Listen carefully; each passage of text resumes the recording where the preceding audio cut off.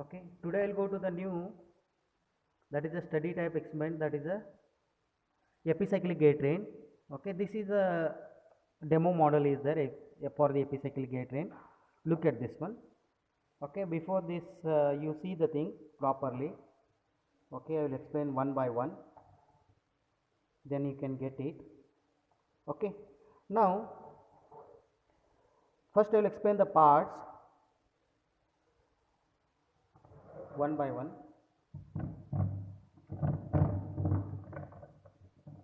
Look at this one. At center, this one, this is a center, this is a, you have to call it as a sun gear. Then this is a planet gear. This is one more, that is a gear, is that is annulus gear. This is, or they will call it as a ring gear also. Ring gear, annulus gear also. This is a planet gear, this is a sun gear. Okay, look at this one. I have taken as a sun gear as an input here. Output, you come to this one. Here whatever this is arm, you are finding this one. This is nothing but arm, you have to call it as arm. Okay, I have taken as a small a, this is arm. Arm is connected to what? Planetary gear. I hope that you got it. Look at this. It rotates.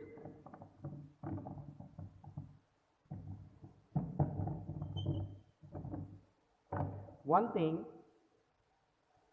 this is annulus gear or ring gear, that is a fixed exactly here. It is not a rotating. Okay, this is made as a fixed only. Then what the things I will explain here.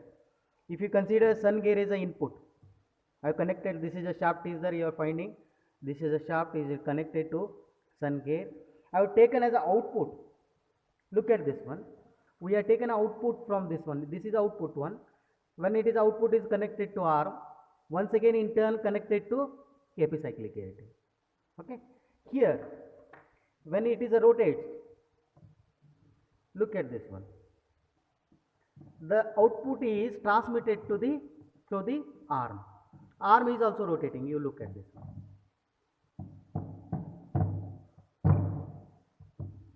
Look at this one properly. You can get it.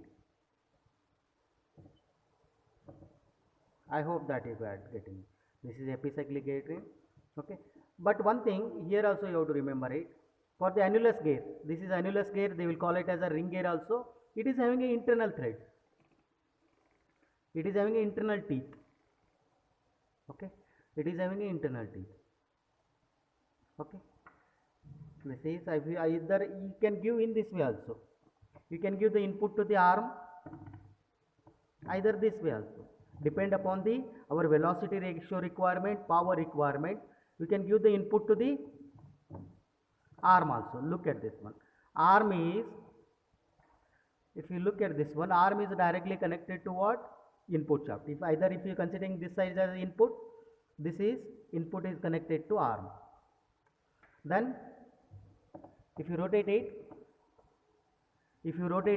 that is once again the output is comes to the sun gear. Depend upon the our requirement. Okay. Then here I will explain one more thing. Types of the gears. Study of gears. Actually, gear train is not there. Only gears only. This is a spur gear. Look at this one. Spur gear. It is having a threads. You look at this threads. It is a exactly parallel to the shaft. That is axis. Okay, that is a spur gear. Then you come to the helical gears. Look at the helical gears. At the side view, you can find the helix angle. It makes some helix angle. Look at this one. Can you finding this is helix angle? Then this is a worm wheel. Look at this. This is called as a worm. This is called as a worm. This is called as a worm wheel. Then this is a bevel gear. Look at this. This is a meter bevel gear because why you have to call it as a meter bevel gear? This is axis, this axis, and at this axis at the horizontal, both are exactly perpendicular to each other. That's why you have to call it as a bevel gear. That is a meter. Okay, that is comes as a meter. Actually, one of the things depend upon the axis of the position. They will call it as a meter gear. Then this is a rack and pinion. Look at this one, a rack and pinion. This is a rack at bottom. This is exactly horizontal. They are taken as a two sides only, threads, teeth. This is a horizontal. This is a wheel, exactly. This is a rack. They will call it as a, this is a rack. This is called as a pinion. Okay, I hope that you got it. This also. This is also one of the bevel arrangement is that. You look at this one. They made as a demo model. Okay, you can see this also demo model. It is connected to, look at this one. At bottom, you can find the things. Look at it. I hope that you got it. Okay, this is, I have explained about the different types of the gears, and one of the important thing, that is the epicyclic gear.